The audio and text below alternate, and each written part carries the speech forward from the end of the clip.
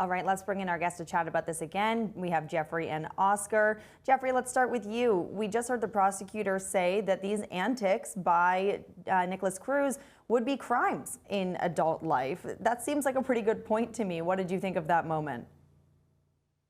Well, it's an accurate point, but he wasn't an adult when he did them. He was a kid.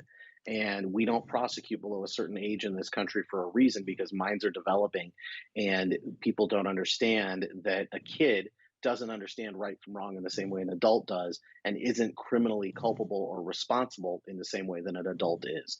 And so, yeah, it's a point. Yay, we scored one.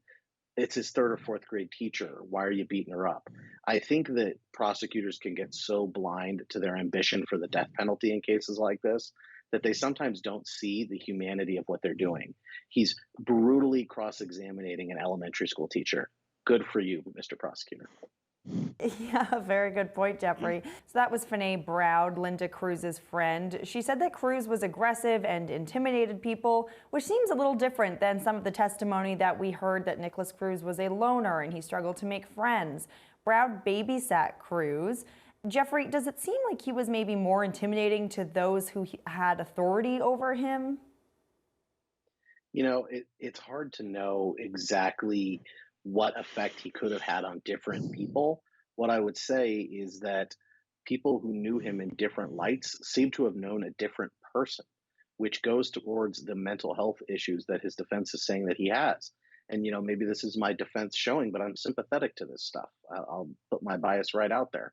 But what I'm seeing is somebody who wore different skin depending on who he was with.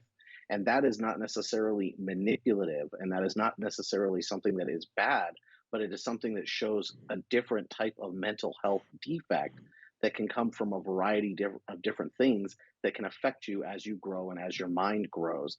And it can be a defense mechanism in some cases, but it can also be nefarious, where we see somebody, put on a kind face for the public and then close the door and beat their children.